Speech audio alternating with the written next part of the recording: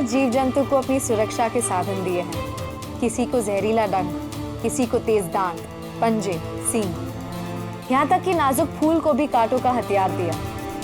मगर हम इंसानों को मिला सबसे खतरनाक हथियार, दिमाग। हमने प्रकृति के जीव जंतुओं से सीखा और अपनी सुरक्षा के हथियार बनाए और सीखी युद्ध कला यानी मार्शल आर्ट। भारत में भी ऐसी कई युद्ध कलाओं का जन्म हुआ। मैं मानसी राज अपने शो इंडियन मार्शल आर्ट्स एक इतिहास में इन्हीं युद्ध कलाओं के बारे में जानने निकली हूँ।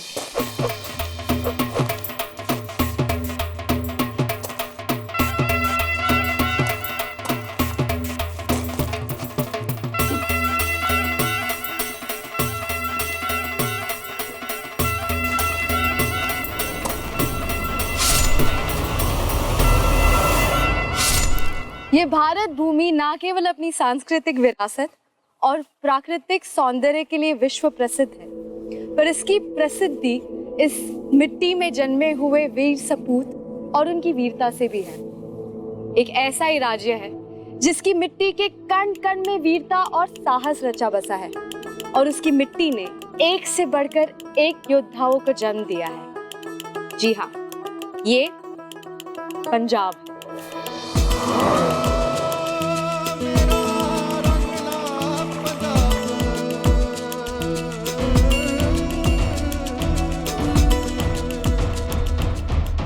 पंजाब शब्द दो शब्दों तो बना। पंजाब शब्द दो शब्दों से मिलकर बना है, पंज और आप। पंज का मतलब है पांच और आप का मतलब है पानी, क्योंकि यहाँ 5 नदियां बहती हैं। उसकी वजह से इस धरती को पंजाब कहा जाता है, 5 नदियों की धरती।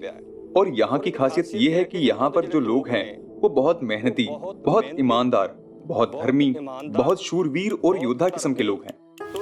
इसलिए पंजाब की जो जमीन है ये बहुत प्रफुल्लित, खूबसूरत, योद्धाओं, सूरमाओं, गुरुओं और पीरों की धरती है।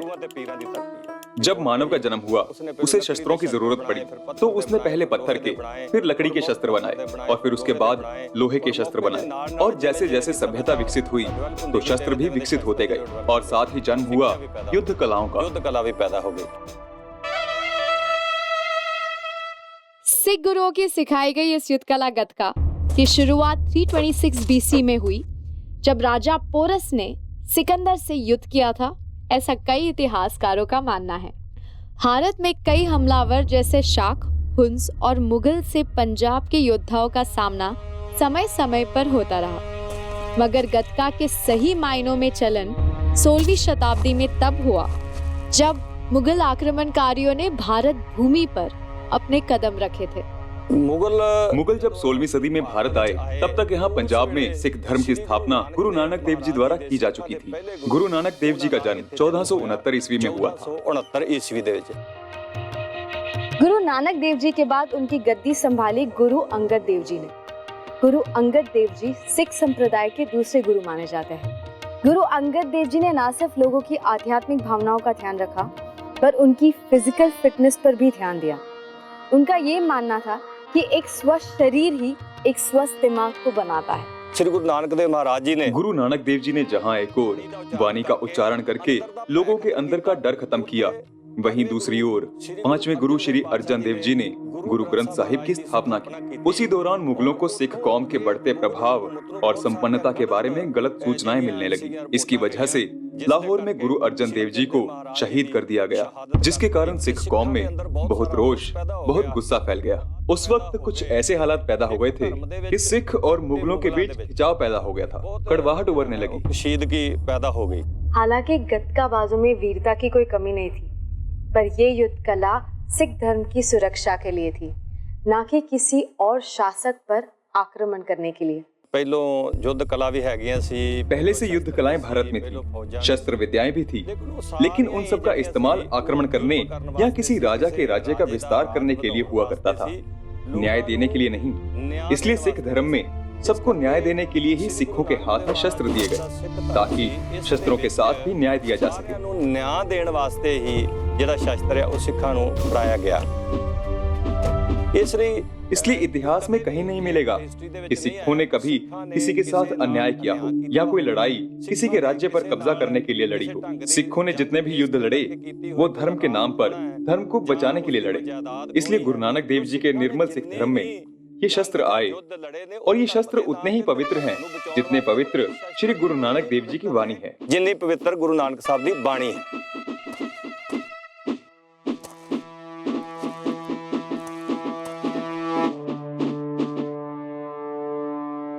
गटका शब्द जो है आज तो कई हजार साल पहले, गटका को कई हजार साल पहले फारसी में खुटका या खुटका कहा जाता था और यही दो नाम प्रचलित थे। जब पंजाबी भाषा की शुरुआत गुरु अंगद देव जी ने की, गुरुमुखी लिपि की, तो छठे गुरु महाराज जी के जीवन काल में खुटका से गटका कहा जाने लगा। गटका इस तरह की लकड़ी और बाएं हाथ में चमड़े की ढाल होती है, तो इसे ऐसे इस्तेमाल करते हैं। इस लकड़ी को ही गटका कहा जाता है और इस नाम की शुरुआत इससे ही हुई है। गटका मार्शल आर्ट में सबसे पहले लाठी को तलवार की तरह चलाने की ट्रेनिंग दी जाती है और फिर दूसरे हथियारों को भी चलाने की ट्रेनिंग दी जाती है।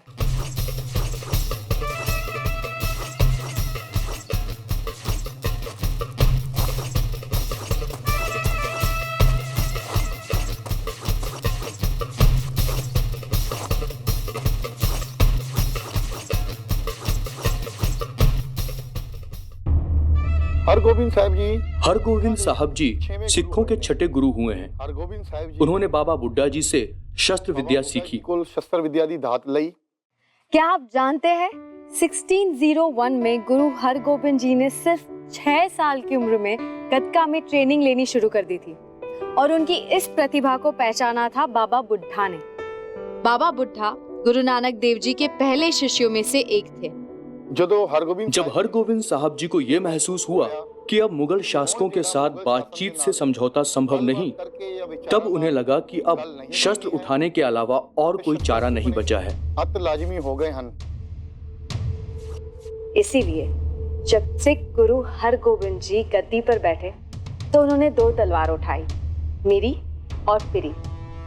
पहली तलवार मिरी आम दुनिया की सुरक्षा के लिए थी और दूसरी तलवार पिरी धर्म की रक्षा के लिए। धर्म की रक्षा के लिए हथियार उठाने वाले गटका सिपाही संत सिपाही कहे जाने लगे। एक इंसान तभी संपूर्ण बन सकता है जब वो सिपाही भी हो और संत भी। संत के रूप में वो गुरु की शिक्षा और मार्ग से जुड़ा रहता है और सिपाही के रूप में वो अपने अंदर के दुर्गुणों और सताए हुए लोगों के दुश्मनों से लड़ता है। गुरु महाराज ने संत सिपाही की परिभाषा के अनुरूप ही फौज तैयार की थी। जितनी भी युद्ध कलाएं पहले हुई हैं या अब तक हैं, उन सब में बस एक ही बात जरूरी है कि युद्ध करना है जीतने के लिए। लेकिन गटका एक धर्म युद्ध कला है। गुरु हरगोबिंद साहब ने गटका प्रशिक्षण का पहला अखाड़ा रंजीत अखाड़े के नाम से शुरू किया था, जिसमें सिखों को घुड़सवारी, कुश्ती, डांग चलाना, तीर कमान और भी कई अन्य प्रकार के शस्त्र चलाने का प्रशिक्षण दिया जाता था और ये अखाड़ा अमृतसर में है। ऐसे ही गटका सीखने वाले सिपाहियों को अकाल सेना में निहंग कहा जाता था। ये जो निहंग है, निहंग दा अर्थ, ये जो निहंग कहलाते हैं, तो निहंग शब्द का मतलब है नी अंग, जिसका अपना कोई अंग नहीं है। जो है वो गुरु साहब का है। वो अपनी आखिरी सांस तक धर्म के लिए, गुरु के लिए और सताए हुए लोगों की सेवा में लगा देते हैं। निहंग का अर्थ ये भी है कि वो मौत से नहीं डरता। गटका के प्रशिक्षण की शुरुआत सबसे पहले पैरों से होती है। पैतरा पैरों और हाथों से किया जाता है ताकि हाथ और पैर में तालमेल बैठ सके और शस्त्रों के साथ शरीर की चाल सशक्त हो जाए। जब कोई पैरों में निपुण हो जाता है, फिर उसे लकड़ी पकड़ाई जाती है और इस तरह शस्त्र विद्या की शुरुआत होती है। आरंभता करता है।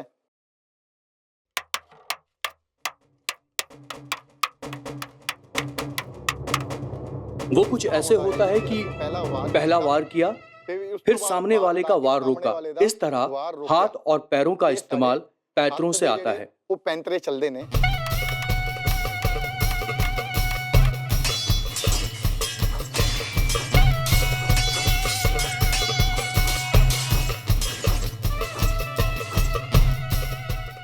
गटका मार्शल आर्ट में योद्धा को खुद को सुरक्षित करते हुए शत्रु पे सीधे वार करना होता था।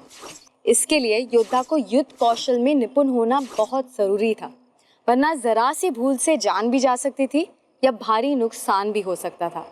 कभी कभी युद्ध के दौरान योद्धा के हाथ से हथियार गिर जाते थे, तो उस समय योद्धा अपने बाहुबल से शत्रु को परास्त कर देते थे। गटका में सबसे पहले जो शस्त्र प्रयोग में लाया जाता है वो है कृपाण, यानी कृपा और आन। एक और शस्त्र है जिसका इस्तेमाल होता है जिसे गोलियां कहते हैं, और इसे अर्ध गोलियां भी कहा जाता है। वो इस कृपाण से थोड़ी ज्यादा मुड़ी हुई होती है। जब दुश्मन से एकदम आमने सामने का युद्ध होता है तब गोलियां का प्रयोग किया जाता है। इस तरह एक और शस्त्र है जिसे टेक कहते हैं। इसके अलावा गटका में और शस्त्रों का भी इस्तेमाल होता है, जैसे नेजा यानी भाला, पैंच कवच जिसकी मदद से दुश्मन का कवच भेदा जा सकता है। इस तरह अलग अलग शस्त्रों का प्रयोग गटका में किया जाता है। गटका में सिर्फ हथियार चलाना काफी नहीं था, इसमें शरीर का मजबूत होना भी उतना ही जरूरी था। इसलिए गुरु हरगोविंद जी आए दिन अपनी निगरानी में गतका बाजों की युद्ध प्रतियोगिताएं कराते थे। कितना अद्भुत था ना वीरता का ये वातावरण।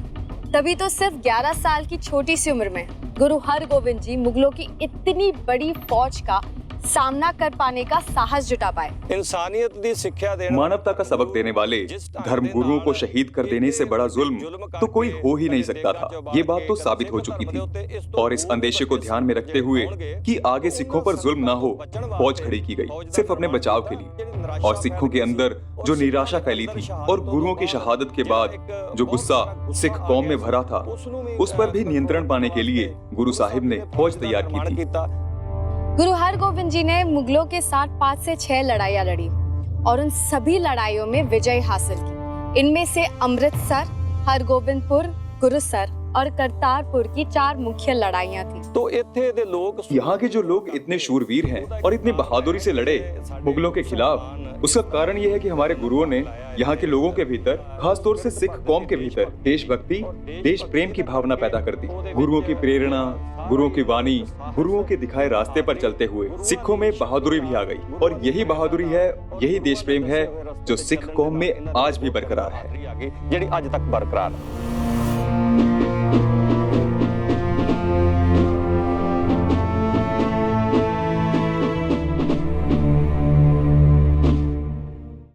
गतका बाजों की सबसे बड़ी समस्या ये थी कि शत्रु के मुकाबले उनकी संख्या बहुत ही कम थी।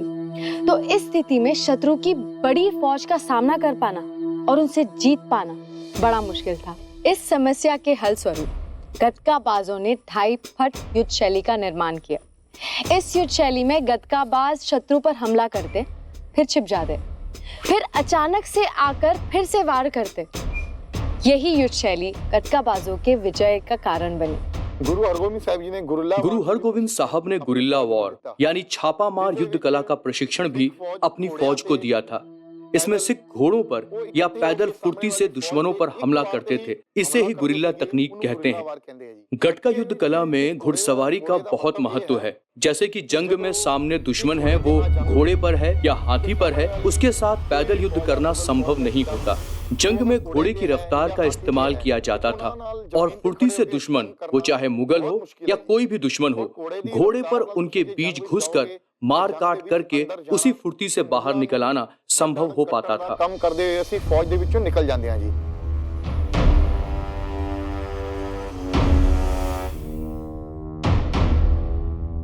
कैसा अद्भुत पराक्रम था ना उन गतका बाजों का, जो मुगलों की भारी भरकम सेना पर मुट्ठी भर गतका योद्धा भारी पड़ जाते थे। गुरु की गद्दी पर उस समय 9वें गुरु श्री तेग बहादुर जी विराजमान थे, और जब सताए हुए लोगों और धर्म की रक्षा की बारी आई तो वो उससे पीछे नहीं हटे और अपना शीश कटवा दिया, पर झुके नहीं। उनकी शहादत के बाद गुरु गोविंद सिंह जी ने देखा कि हिंदुस्तान में लोगों पर जुल्म हो रहे हैं, सच के लिए कोई आवाज नहीं उठा रहा, इसलिए उन्होंने खालसा पंथ की स्थापना की। सृजना की थी।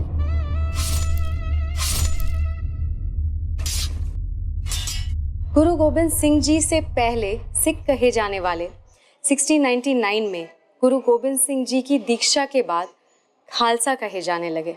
तो 1699 1699 की बैसाखी वाले दिन एक बहुत बड़ा जनसमूह इकट्ठा हुआ जिसमें करीब 80,000 लोग शामिल हुए। गुरु गोविंद सिंह ने एक शीश की मांग की। इस तरह 5 लोग आगे आए और अपने शीश भेंट किए। फिर गुरु महाराज जी ने उन 5 को पंच प्यारों का रूप दिया, अमृत चखाया, खालसा बनाया और उन्हें अपना स्वरूप प्रदान किया। महाराज जी ने आप ही परमात्मा का रूप बख्शिया। संत सैनिक निर्गुण विचारों में मानने वाले थे, लेकिन गुरु गोविंद सिंह जी ने सारे गुरुओं की अवधारणा को लिपिबद्ध कर उसी को सरगुण गुरु माना और कहा कि युद्ध सिर्फ बचाव के लिए नहीं है, पर अपने अधिकारों के लिए भी होना चाहिए। खालसा पंथ की सृजना खालसा पंथ की जरूरत इसलिए पड़ी कि हरगोबिंद साहब के समय में तो निहंग सिपाही होते थे जो युद्ध किया करते थे, मगर गोविंद सिंह जी ने जो खालसा तैयार किया उसका रूप ऐसा था जो लाखों के बीच भी पहचाना जा सके, वो छुपना चाहे भी तो छुप ना सके। उसे ऐसी वेशभूषा दी जो साक्षात काल का रूप प्रतीत हो सके। उन्होंने कहा था कि खालसा मेरा ही रूप है और उन्होंने घोषणा की, चिड़िया के साथ मैं बाज लड़ाऊं, गिदड़ों को मैं शेर बनाऊं, 1.25 लाख से एक लड़ाऊं, तब गोविंद सिंह नाम कहाऊं। गोविंद सिंह नाम कहाऊं।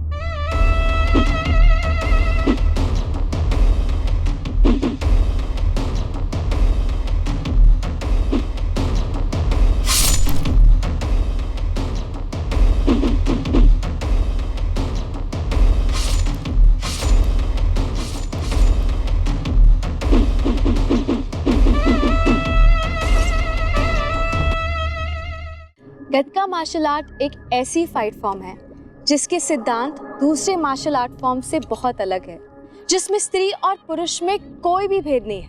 1703 में मुगलों के खिलाफ एक लड़ाई हुई थी जिसमें 40 खालसा सैनिकों की छोटी सी टुकड़ी का नेतृत्व एक महिला खालसा सैनिक ने किया था। उनका नाम माई भागो था। जिस तरह की जब जंग हुई मुक्तसर की, तब उस समय औरंगजेब की सेना ने चमकौर के किले की घेराबंदी की हुई थी और इस बात को 6 महीने हो चुके थे। 6 महीने की घेराबंदी में किले में असला, रसद और खाने पीने का सारा सामान खत्म हो गया था। उस हालत में 40 खालसाओं ने किला छोड़ने का फैसला किया। उन्होंने गुरुजी को अपनी मंशा बताई और किला छोड़कर वहां से चले गए। बाहर जाते ही इन सैनिकों की मुलाकात छबल गांव की भाग कौर से हुई। भाग कौर ने उनसे गुरुजी को छोड़ने का कारण पूछा और जवाब मिलने पर भाग कौर जी ने उन्हें खूब धिक्कारा और उन्हें समझा बुझाकर गुरु साहब के पास वापस ले गईं। इस जंग में 40 सिखों ने बहादुरी से लड़ते हुए अपना बलिदान दिया और इसमें सबसे बहादुरी से लड़ी माई भागो। भाग कौर जी ने भी जंग की थी। लेकिन 19th सेंचुरी में गतका पर तब रोक लग गई जब ब्रिटिश रूलर्स ने गन्स और राइफल्स के जोर पर सिख रूलर महाराजा रंजीत सिंह की गतका सेना को हरा दिया। मगर ब्रिटिश हुकूमत को ये जीत बहुत ही मुश्किल से हासिल हुई। जब अंग्रेजों का राज था तब सिखों की युद्ध कला गतका से उन्हें खतरा महसूस होने लगा। सिखों की इस युद्ध कला गतका पर उन्होंने प्रतिबंध लगा दिया, मगर फिर भी सिख चोरी छुपे गुरुओं द्वारा दी गई इस शस्त्र विद्या का उपयोग करते रहे। मगर सिखों को ऐसा महसूस हुआ कि गुरु साहब द्वारा दी हुई इस शस्त्र विद्या पर से रोक हटनी चाहिए, तो उन्होंने अपना रोष प्रकट किया, जुलूस निकाले, प्रदर्शन किए। तब कहीं जाकर अंग्रेजों ने गतका पर से प्रतिबंध हटाया और फिर सिखों को अपनी फौज में भी भर्ती करने लगे। अपनी फौज विच भर्ती की था। आज गतका मार्शल आर्ट पंजाब और दुनिया के कई देशों में खेल की तरह खेला जाता है। आज के युवा इसमें बढ़ चढ़कर भाग ले रहे हैं। इसी तरह गतका मार्शल आर्ट का प्रचलन एक खेल की तरह बढ़ता जा रहा है।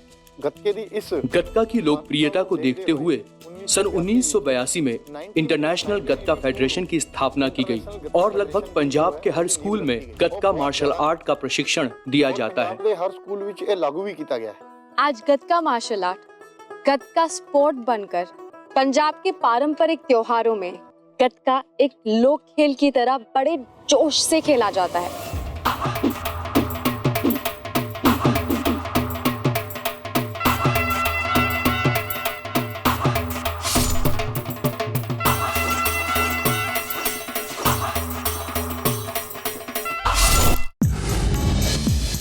Like, share, subscribe, and click on the bell icon to never miss an update from Epic.